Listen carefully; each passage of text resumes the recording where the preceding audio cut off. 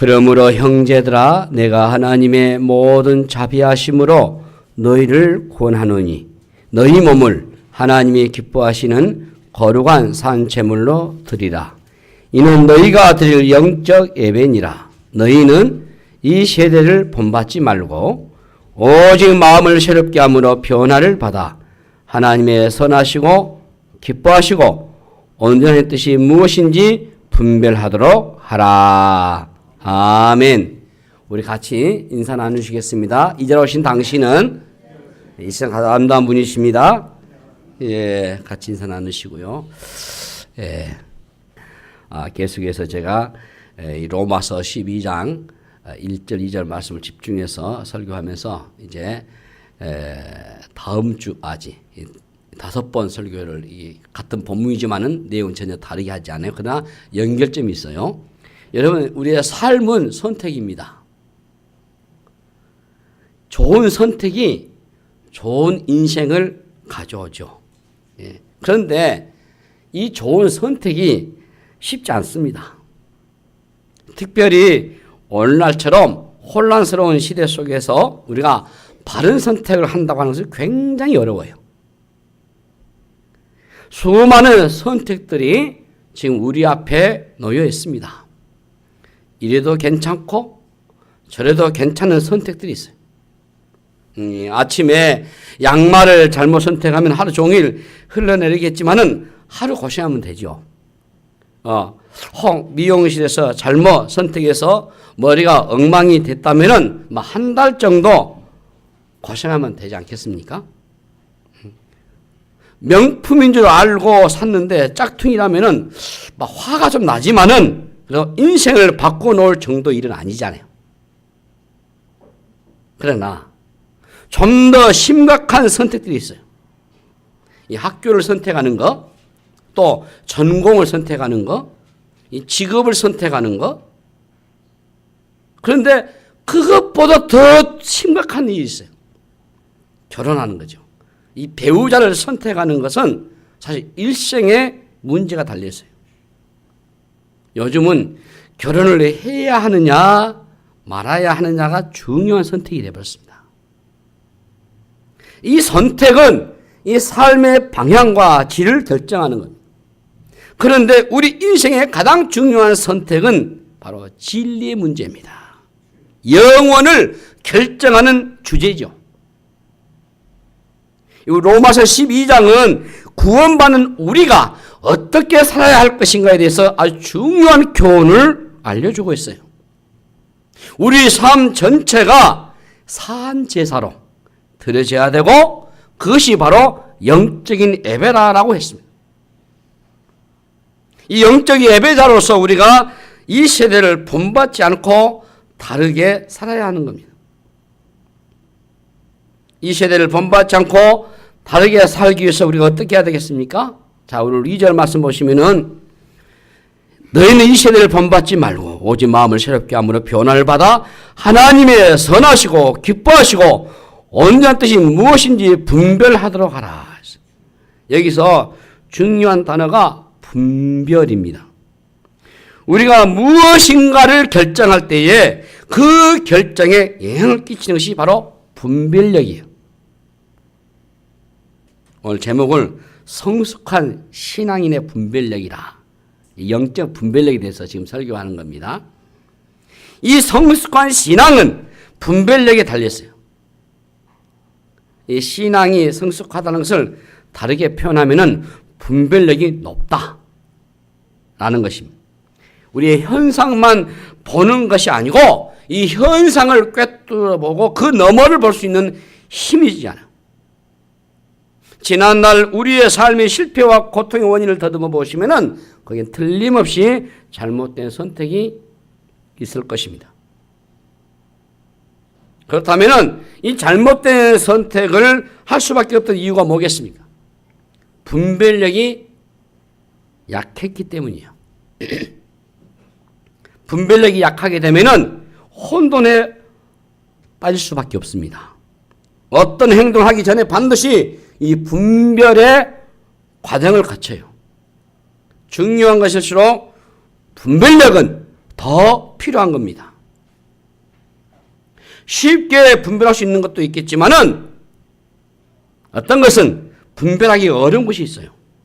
우리 삶이 힘든 이유가 뭐겠습니까? 바로 이 분별력이 어려운 것이 많기 때문이에요. 분별력에는 진리의 문제가 따라옵니다. 이 진리의 문제는 이 분별력에 영향을 미쳐요. 예. 어떤 진리를 받아들이냐에 따라서 그 사람의 세계관이 달라져요. 이 세계관이라는 것이 바로 사고방식이나 우리의 생각에 영향을 주잖아요. 우리가 동남아 같은 데 이렇게 이제 여행을 해보게 되면은 그네들이 믿는 종교가 그들의 삶의 방식들에 영향을 주는 것을 많이 봅니다.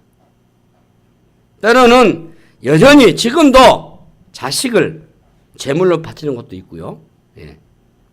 또 우리 여성들의 인권이 전혀 보장되지 않는 것들도 많습니다. 이 니체의 무신론자들의 이 물길이 됐던 때가 바로 히틀러가 수백만 명의 유대인들을 학살한 근거를 제공해 주었어요. 사람을 그냥 죽인 게 아니에요. 사람을 죽여도 양심에 거리낌이 없게 하는 이론적인 근거들이 뒷받쳐줄 때 그렇게 행동을 하는 겁니다. 신이 없다면은 이 도덕적인 이 기준도, 선악의 기준 자체도 없는 겁니다. 물론 현대에 들어와서도 세계 곳곳에 지금도 인종청소 등으로 대량 학살하는 사건들이 많이 일어나. 그게 보도가 안 되기 때문에 그러지. 이게 그냥 일어난 것이 아니에요. 거짓된 사상과 거기에 대한 이념들이 미친 영향이 이렇게 커요. 우리나라도 아픈 역사가 있잖아요. 근세에 와서. 예. 다행히 지금 거기에 대한 재평가를 하고 있고 조사하고 있지만은 이 여순 반란 사건이랄지 제주 4.3 사건들 그리고 아직 해결되지 않은 광주 5.18 민주화운동도 마찬가지예요. 자국민끼리 죽이는 거 아니에요? 자국민의 국가가 군인을 동원해서 경찰 동원해서 자기 국민들 죽이는 것이 이 4.3 사건, 여순 반란 사건, 광주 민주화운동이죠. 70년이 지나도 버젓이 지금도 이런 상황이 비단 우리뿐이겠습니까? 그 어떤 분의 책을 보니까 아프리카는 하나님이 안 계신다 할 정도로 그들의 내전에 그들의 참 그 인종 청소에 대해서 보면은 이게 읽을 수도 없고 접할 수가 없어요. 우리 한국에도 어렸던 영향을 미쳐왔다고 이 샤머니즘입니다. 이게 아주 깊이 들어왔어요. 어떤 종교학자는 이 샤머니즘이 단군 때부터 들어왔다고 했어요. 기독교의 전례 과정도요, 이 토속 종교의 영향을 깊이 받아왔습니다. 그래서 우리 한국에 이 기복주의 신앙이 만연한 것도 바로 이 무속주의적인 영향을 받은 증거라고 볼 수 있는 거예요. 이 물질주의 세상에서 기복주의는 딱 거기에 들어맞아요. 우리의 신앙에 이 샤머니즘이 있는 게 아니에요. 어떤 학자는요, 기독교 안에 유교가 깊이 새겨져 있다라고도 해요. 겉은 기독교 신자인데 안에 들여다보면은 이 유교적인 신념에 영향을 받고 생활하는 신자들이 참 많아요. 자, 다시 우리 본문을 돌아본다면은 그렇습니다. 이 거짓된 진리 있잖아요. 이 거짓된 진리가 사실 우리의 분별력을 흐려버리게 하거든요. 예. 근데 이 거짓된 진리를 누가 퍼뜨립니까? 그 장본이 누구죠? 성경은 사탄이라 그래요. 사탄을 거짓의 아비라 했잖아요. 예. 기가 막히게 이게 사람을 속여내거든요. 이 사탄은 광명의 천사로 가장하지 않습니까? 철저히 자신의 정체를 감추고 다양한 얼굴로 우리에게 나타나잖아요. 우리는 이 사탄의 존재를 잘 믿지 않으려고 하는 경향이 있는데요. 여러분 성경을 보시면은 사탄은 분명히 존재합니다. 창세기로부터 아담을 속였잖아요. 매력적인 모습으로 다가와가지고 달콤한 약속을 하잖아요. 예? 내가 이 과실을 먹으면 하나님과 같이 될 것이다. 얼마나 솔깃한 약속입니까? 그러나 그게 거짓말이죠. 얼마나 많은 사람들이 이 사탄의 농간에 논하는지 몰라요. 사탄은 이룰 수도 없고 이루어지게 할 능력도 없는데 약속을 막 퍼뜨려요. 예? 창세기 3장 1절 말씀 보시면은 그러잖아요. 하나님이 참으로 너희에게 동산 모든 나무 열매를 먹지 말라 하시더냐? 예?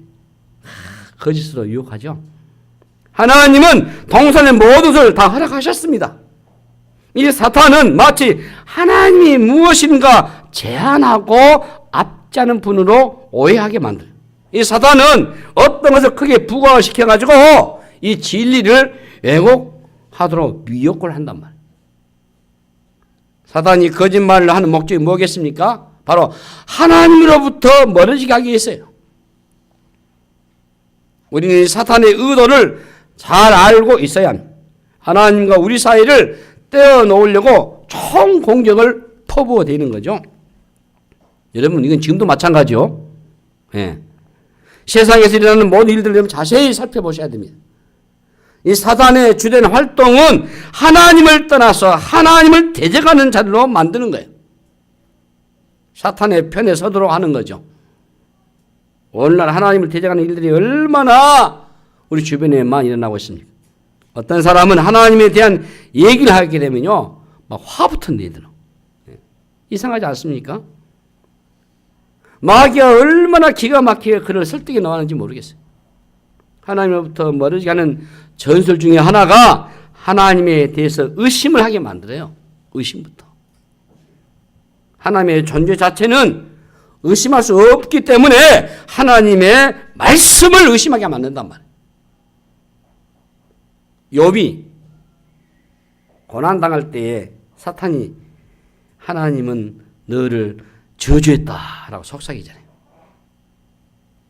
우리의 삶이 힘들 때 성령님은 우리에게 격려하겠지만요, 이 사단 마귀는 하나님의 사랑을 의심하게 만들어요. 하나님을 믿지 말고 네가 알아서 하라는 식으로 최종적으로 하나님의 권위에 대해서 도전한단 말이에요. 예. 하나님의 존재를 무시하고 예배의 대상을 하나님이 아니고 인간이 만들어 놓은 것으로 대처시키려고 해요. 지금도 마귀는요, 네가 하나님이 돼봐라. 응? 너가 욕망하는 것을 억제하지 말라. 속삭이잖아. 사탄은 한두 사람 속인 게 아니에요.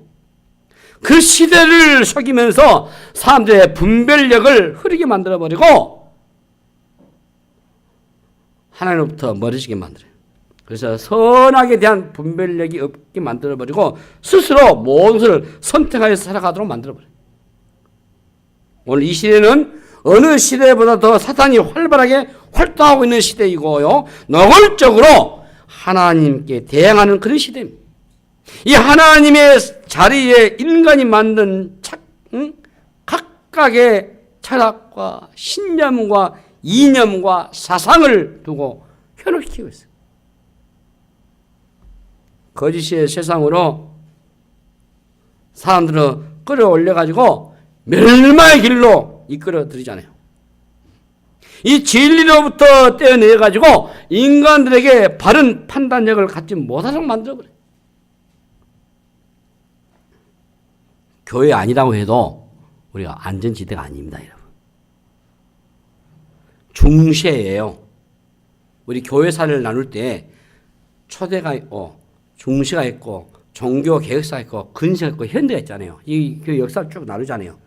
중세 때 종교 개혁했던 그 이유는 잘못된 교리로 인해서 백성들의 눈을 어둡게 만들기 때문에 그런 사태가 벌어진 거예요.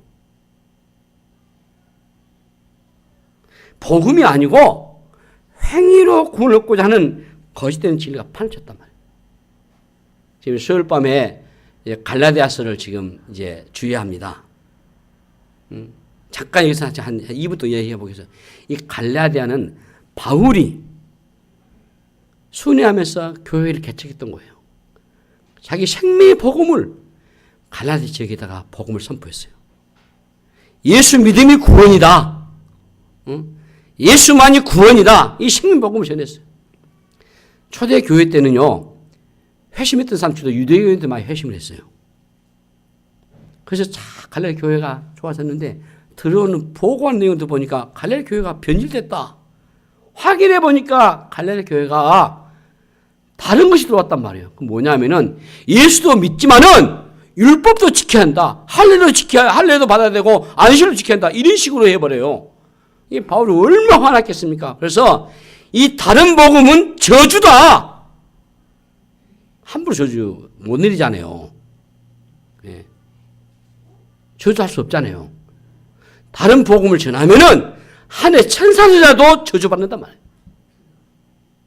이렇게 강하게 질타하고 있어요. 이 변질시켜버려요.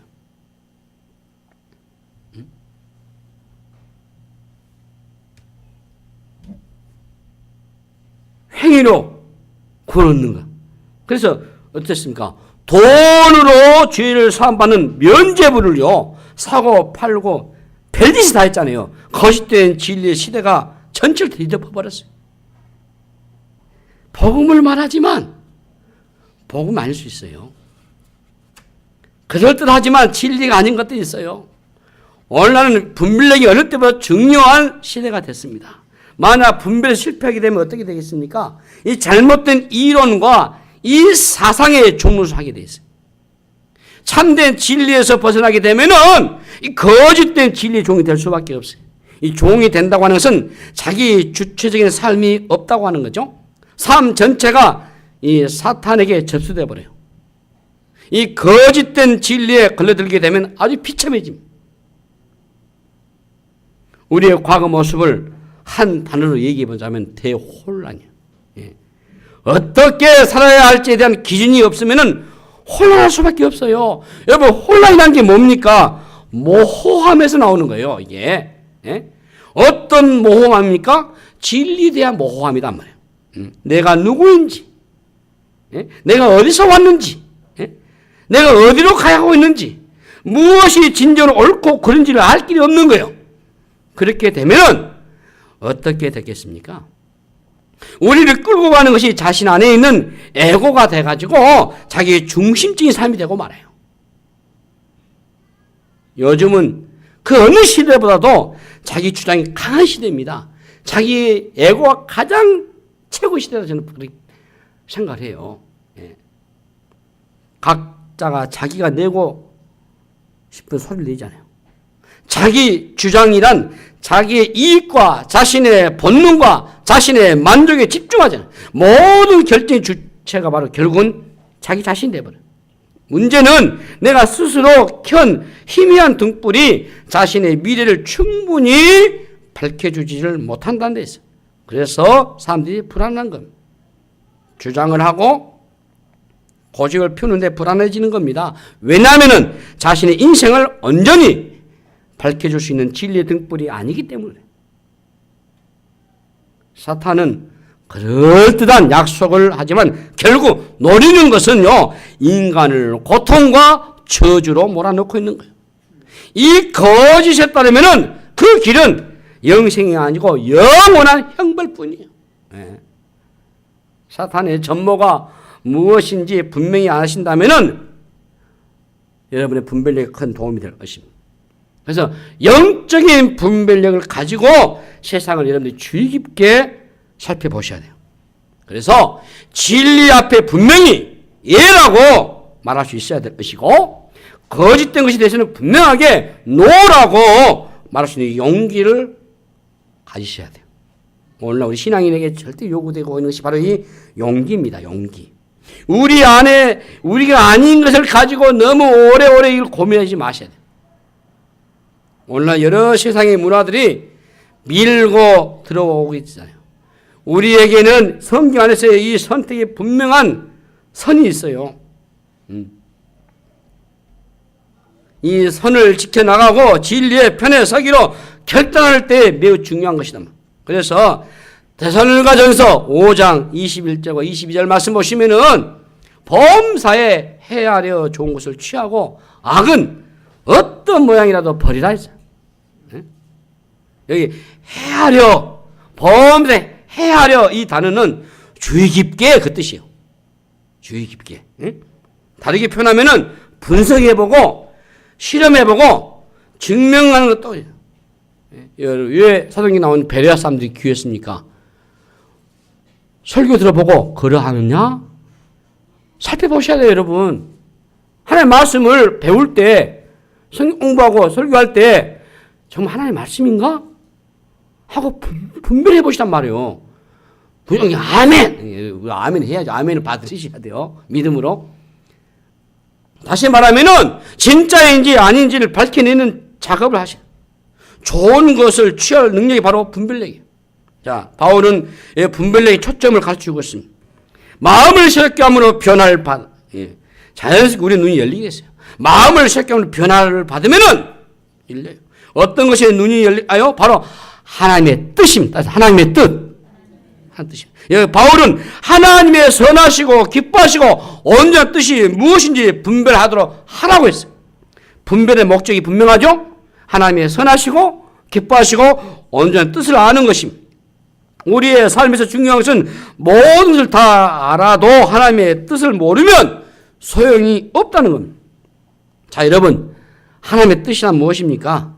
간단하게 넘어갈 주제가 아니잖아요. 우리가 주기도에서도 뜻이 하늘에서 이룬 것 같이 땅에서도 이루어지다라고 했잖아요. 인간의 모사와 계획과 지식이 세상을 만들어가는 게 아닙니다. 그것보다 훨씬 더 큰 것이 있는데 그게 바로 하나님의 뜻이요. 세상을 향한 하나님의 뜻을 먼저 알고 그 다음에 세상을 들어보셔야 세상에 이해가 되는 겁니다. 큰 그림을 모르고 복잡한 퍼즐을 맞춰가다 보면 오리무중에 빠질 수밖에 없어요. 우리의 삶도 마찬가지요. 결혼을 하든 공부를 하든 사업을 하든 직장생활을 하든 간에 그 일을 통해서 이루어 가고자 하시는 하나님의 큰 뜻을 먼저 발견하시단 말이에요. 성경은 창세기부터 요한계시록까지 인류의 시작과 끝 지점까지 일정한 방향으로 움직여 가고 있어요. 그것이 바로 하나님의 뜻이고 하나님의 뜻은 조금도 오차 없이 당신의 시간표대로 움직이고 있어요. 세상이 만들기 전에 이미 하나님의 뜻이 있었습니다. 지금까지 하나님의 뜻이 이루어져 왔고 그 뜻이 지금도 완성되어 가고 있어요. 하나님의 뜻은 인간의 뜻보다 더 강력합니다. 세상의 모든 인간의 뜻을 다 모아도 하나님의 뜻을 이기지는 못합니다. 우리의 뜻이 하나님의 뜻에 맞추고 하면은 대혼란이 벌어져요. 반대로 하나님의 뜻 안으로 우리의 뜻이 들어가셔야 돼요. 네. 하나님의 뜻이란 하나님이 일하시는 그런 목적과 방향을 말해요. 네. 우리 자체로는 성공적인 인생은 불가능합니다. 성공적인 인생이라는 게 하나님의 뜻에 일치될 때만 가능해요. 잘 산다는 것이 무엇입니까? 여러분? 하나님의 뜻을 알고 그 뜻에 일치되는 삶을 사는 것이 잘 산다는 거예요. 예. 능력이란 다른 게 아닙니다. 하나님의 뜻에 따라 사는 것이 능력이고 지혜이고 성공인 것입니다. 하나님의 뜻을 꺾을 자가 없어요. 그래서 우리가 해야 할 가장 중요한 일은 이 하나님의 뜻을 분별하는 일이에요. 예. 예수님의 공생애는 온전히 하나님의 뜻에 집중했잖아요. 아버지의 뜻에 집중했잖아요. 항상 주님은. 요한복음 6장 바로 38절 말씀 보시면은 주님 분명히 말씀하셨어요. 내가 하늘에서 내려온 것은 내 뜻을 행하려 함이 아니고 나를 보내신 이의 뜻을 행하려 합니다. 주님 말씀하셨잖아요. 그러니까 주님은 공생 기간 내내 아버지의 뜻에다 집중하셨어요. 예. 예수 그리스도가 오신 목적을 정확하게 이해하였잖아요. 예수님은 당시에 위대한 역사를 이루려고 온 것이 아니고 아버지의 뜻을 이루기 위해서 오셨다. 십자가를 통한 인간의 구원이 하나님 뜻임을 주님이 알고 행하셨어요. 주님이 먹고 마시는 모든 행위가 아버지의 뜻을 행하는 일이었습니다. 주님의 공생의 모든 선택의 기준이나 모든 분별의 기준은 오직 하나였습니다. 하나님의 뜻입니다. 우리의 분별력의 기준도 오직 하나님의 뜻이 될 수 있기를 주의 이름으로 축복합니다. 그러면 여러분 여기서 이 부분하고 마치겠습니다. 무엇을 분별의 기준으로 삼아야 될까 하는 겁니다. 무엇을? 먼저 성경입니다. 첫 번째 성경입니다. 성경을 여러분 많이 읽고 묵상하면 새로운 안경을 끼게 됩니다. 이 신앙이 성숙해지면은 분별력이 점점 높아져요. 전에는 잘 보이지 않았던 것들이 이제 보이기 시작합니다. 우리의 생각과 사고방식이 하나님의 말씀에 지배받기 시작합니다. 그래서 하나님의 말씀을 묵상하게 되면 굉장히 중요해요. 묵상의 시간이 깊어지면서 분별력이 깊어져요. 말씀 묵상에서 어떤 일이 일어나게 됩니까? 말씀 묵상은 단순히 오늘 하나님의 말씀의 은혜다 이게 끝나는 게 아니고 그 말씀의 거울 통해서 내 내면에 숨겨 있는 세상의 기준과 가치와 이론이 다 드러나게 돼 있어요. 그것이 말씀에서 깨뜨리는 작업을 하시단 말이에요. 예.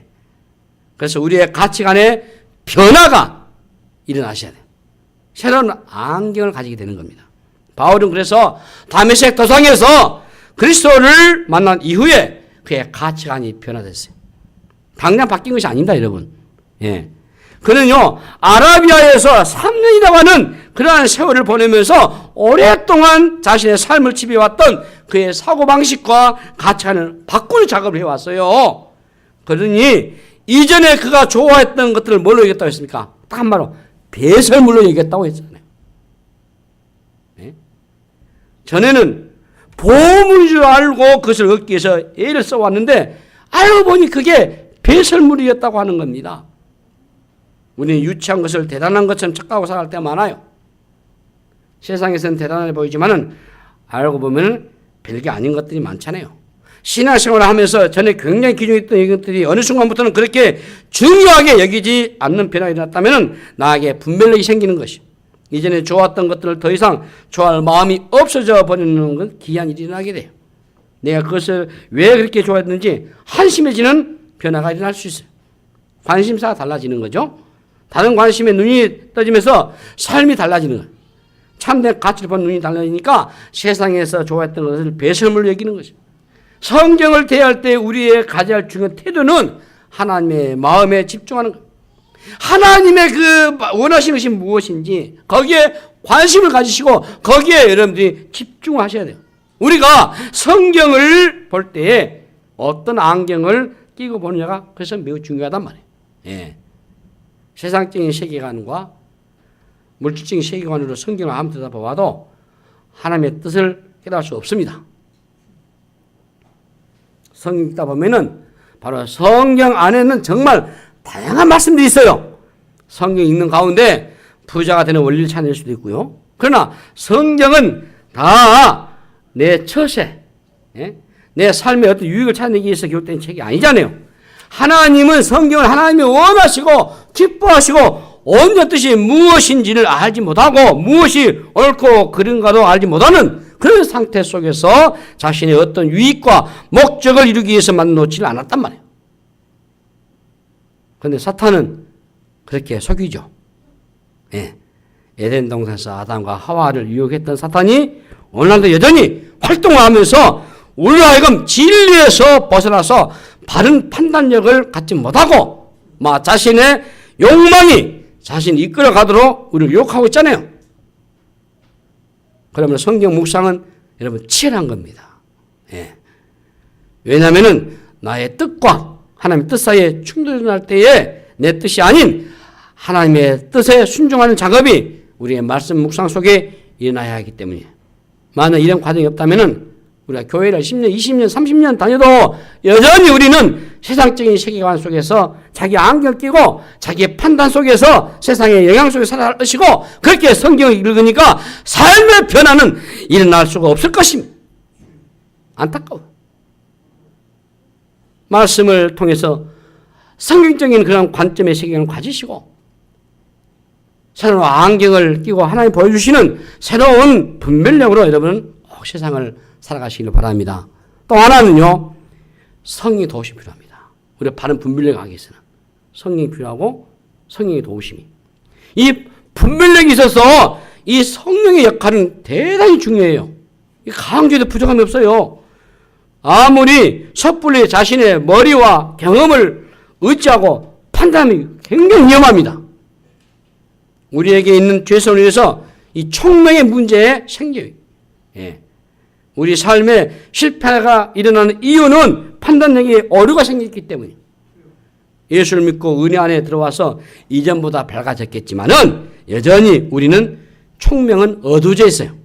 그러므로 여러분 매 순간마다 성령님의 도우심을 필요하시길 바랍니다. 구하셔야 돼요. 그래서 하나님 오늘도 주의 성령께 나 인도해 주시고 오늘도 성령의 지시하심 속에서 내가 믿음으로 살게 해 주십시오 라고 기도하면서 성령님이 도우심을 구하시란 말이에요. 예. 그래서 성령님께서 우리의 눈을 열어주시고 깨닫게 해주시고 밝혀주시도록 구하시라. 우리의 지식과 지성으로 아무리 성경을 읽어도 읽어지지도 않고 깨닫지지도 않습니다. 성령이 조명해 주셔야 돼요. 성령이 조명해 주셔야 모든 것이 선명해지고 우리 안에 영적인 총명함이 찾아오게 되어 있어요. 그래서 바울은 성령의 인도하심에 아주 민감했잖아요. 바울은 자기의 열심과 의지가 아닌 하나님의 영과 지배를 받는 모습을 보여주지 않습니까? 성령 우리를 하나님의 기쁘신 뜻을 따라도 이끌어 주세요. 그래서 바울은 영적인 분별력이 있었어요. 그래서 빌립보서 2장 13절 이 말씀 하나하고 맞습니다. 너희 안 같이 읽어볼까요? 빌립보서 2장 13절 시작. 너희 안에서 행하시는 이는 하나님이시니 자기의 기쁘신 뜻을 위하여 너에게 소원을 두고 행하게 하신다. 예.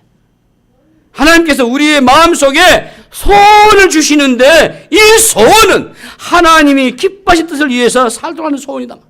여러분 성령은 우리를 하나님 뜻 안으로 이끌어 가셔. 하루아침에 이게 되는 일이 아니에요. 성령의 인도를 받으시면 여러분 기도를 많이 하셔야 돼요. 기도하는 가운데 성령의 우리를 이 분별의 길로 이끌어 주셔요. 하나님과 지속적인 교제를 하다 보면은 어느 순간 분별력에 변화가 일어나요. 성령이 우리의 영혼을 새롭게 해주실 때에 하나님 뜻에 민감할 수 있고요. 하나님이 무엇을 중요시 여기시고 기뻐하시는지 우선순위가 무엇인지를 우리가 알게 되는 것입니다. 그래서 가치 분별이 선명해져요. 가치에 집중해서 삶을 살 수 있어요. 삶의 가지치기가 저절로 되게 돼 있어요. 생각이 단순해지게 되고 삶에 집중이 생기고 그래서 우리의 생기에 파워가 넘치게 되는 것입니다. 사랑하는 여러분, 영적인 분별력을 가진 일은 하루아침에 이루어지는 일이 아닙니다. 너무나 여러분들이 성급하게 분별하려고 하는 태도도 내려놓으셔야 돼요. 일평생 이거 우리가 해야 될 우리의 작업입니다. 하나님과 끊임없는 교제하는 가운데서 일어나는 일이기 때문에 여러분의 말씀과 이 기도 생활을 꾸준히 하셔야 돼요. 예. 우리의 삶을 아름답고 풍성하게 하는 것은 오직 하나님의 뜻입니다. 일상 속에서 여러분들 크고 작은 그런 선택의 순간마다 하나님의 뜻으로 나아가시기를 바랍니다. 하나님의 뜻보다 더 중요한 게 없어요. 영적 분별력으로 여러분들 모두가 무장하시고 이 시대를 본받지 않는 삶을 살아가시기를 바랍니다. 영적 분별력을 가지시고 하나님의 뜻을 따라 살아가시면 반드시 여러분 앞길에 승리의 길이 보장되어질 것입니다. 주의 뜻을 알아가기 위해서 힘쓸 뿐만 아니라 하나님의 뜻을 따라가는 삶이 되시기를 주님의 이름으로 축복합니다. 네, 기도하겠습니다. 하나님 아버지 은혜를 감사합니다. 우리 성숙한 신앙인의 영적 분별력 다시 한번 깨닫게 하시고 말씀으로 성의 도우심으로 우리가 깨닫고 나아가는 저들 되게 하여 주시옵소서. 감사하고 우리 구주 예수 이름으로 간절히 기도하옵나이다. 아멘.